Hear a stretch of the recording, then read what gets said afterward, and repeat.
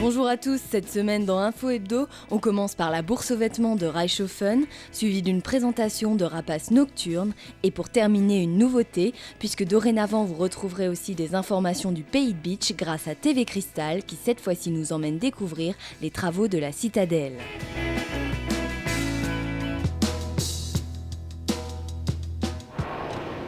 Le 1er et 2 mars, les amoureux des bonnes affaires avaient rendez-vous à la salle du bahut de Reichshofen. En effet, c'est ces 2 jours-là que la Confédération syndicale des familles a organisé sa bourse aux vêtements.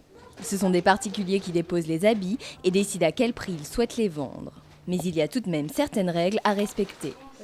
Les vêtements doivent être propres, sans taches. S'ils sont repassés, c'est encore mieux parce qu'ils ont meilleur aspect quand on les présente. Et puis qu'ils soient encore aussi à la mode. Et également qu'ils soient conformes à la saison. C'est-à-dire que c'est actuellement une bourse d'été. Nous ne prendrons donc pas les manteaux et ce genre d'articles. Que l'on soit petit, grand, mince ou gros, on trouve de tout et à des prix plus que raisonnables. Et ça, les mamans l'ont bien compris puisque la plupart des vêtements vendus sont ceux pour enfants. C'est le budget qui va être content. Il y a plein de choses intéressantes qui ne sont pas forcément pour tout de suite, qui sont pour plus tard. Et comme l'enfant il évolue très vite, il grandit très vite, donc les habits sont toujours bienvenus. Pas trop cher et puis s'ils les déchirent, on ne regrette moins. Et s'ils sont plus chers, on regrette toujours un peu quand c'est déchiré. Souvent, c'est quand même des articles qui, ils ont déjà vécu, mais ils ont quand même encore en assez bon état. Et puis c'est vrai qu'actuellement, comme la vie est devenue assez chère, ça se rentabilise, quoi.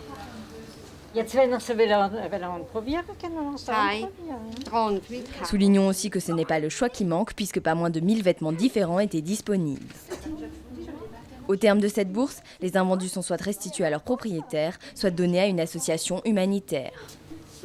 T'as pas eu trop de mal à fermer les boutons? Non, c'était un jeu d'enfant. Un jeu d'enfant. Ok. Un du jeu vendu. Grand rendez-vous pour les forestiers. En effet, ils se sont retrouvés à l'administration forestière de Pimodan à Dambach. La raison, une présentation des rapaces nocturnes des Vosges du Nord. Tout a commencé par un diaporama d'Yves Muller, ornithologue. Donc d'abord une photo de famille, si on veut, c'est un dessin qui est assez connu d'un dessinateur qu'on voit souvent dans certains ouvrages, qui montre l'ensemble de la famille, du plus grand, le hibou grand-duc, jusqu'à la plus petite qui est la chevêchette. Donc on trouve 9 espèces de rapaces nocturnes en France et 7 dans nos régions. Donc juste un mot sur les 2 qui n'y sont pas, c'est le hibou petit-duc et le hibou des marais. Toutes les autres espèces, les 7 autres espèces, nichent dans les Vosges du Nord. Et je vais vous les présenter du plus commun au plus rare. Donc l'espèce la plus commune, c'est la chouette hulotte. On compte pas moins de 100 000 couples de chouettes hulottes en France, dont 400 à 600 dans les Vosges du Nord. Donc la chouette hulotte, tout le monde connaît, on entend ululer, crier. C'est vraiment le rapace nocturne le plus commun dans nos régions. S'ensuit avec le hibou moyen-duc et la chouette de Tegmal. Donc population nationale 1500 à 2500 couples. Dans les Vosges du Nord, je vous raconte l'histoire de la chouette de Tegmal. D'abord, elle était connue depuis longtemps dans le massif vosgien, mais au-delà de 800 mètres ou de 900 mètres, le secteur des Hauts-de-Vosges et un petit peu autour du Donon dans les Vosges moyennes.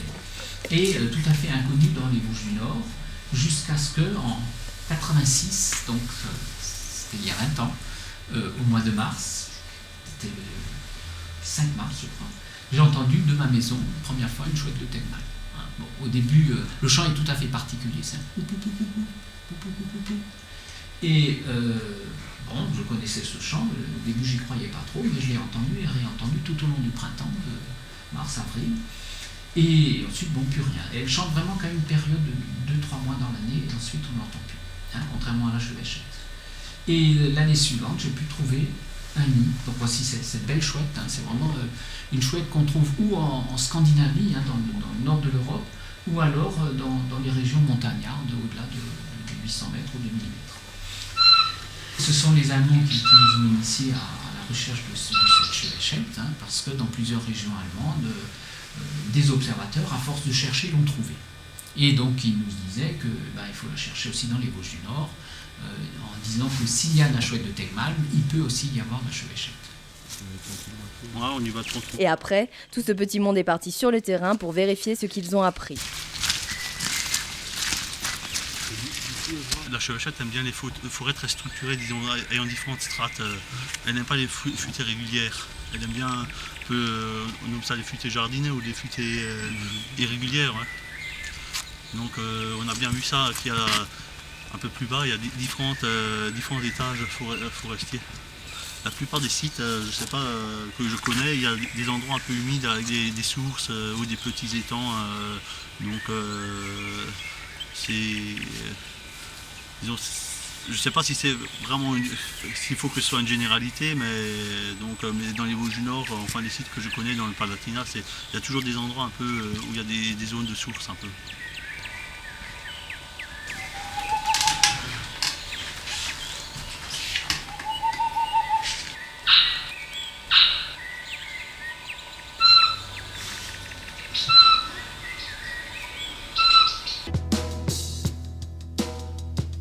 La citadelle de Bitche est depuis longtemps ouverte à tous. Un parcours spectacle agrémentait la visite de ses souterrains. Intégrant des projections, des odeurs et des casques, le parcours était très novateur à sa mise en place il y a une dizaine d'années.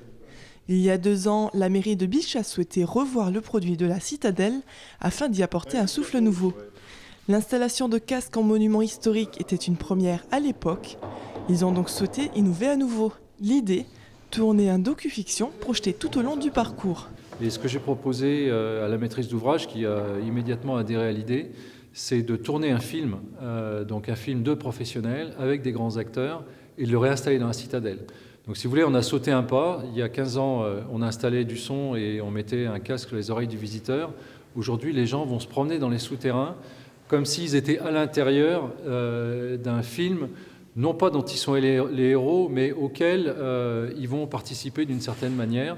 Et ils vont croiser des gens, des acteurs professionnels qui vont incarner des grands personnages historiques ou des personnes, des soldats, des gens du peuple qui ont vécu le siège de la citadelle dans les années 1860. Les aménagements sont divers et nombreux. Reprise du circuit électrique existant, mise aux normes de sécurité et décors évoquant le passé. Au total, ce seront 11 zones intérieures et 9 points d'explication à l'extérieur que le visiteur traversera. Le parcours se composera de 3 axes principaux. En premier et principal, de la vidéo avec la projection du docu-fiction sur écran géant. Le système d'éclairage sera complet, un éclairage architectural avec la mise en valeur de l'architecture du site et un éclairage décoratif pour tout ce qui est petit décor, comme dans la salle des forges qui sera reconstituée. Pour finir, un système infrarouge embarqué permettra de lancer des séquences tout en ayant la synchronisation avec le son des films. Après 4 mois d'études, les travaux ont été entamés avec la pose de l'électricité. La phase de réalisation débutera véritablement en mars. D'ici fin mai, la citadelle devrait être parée des équipements nécessaires à recevoir son public. De la tournée.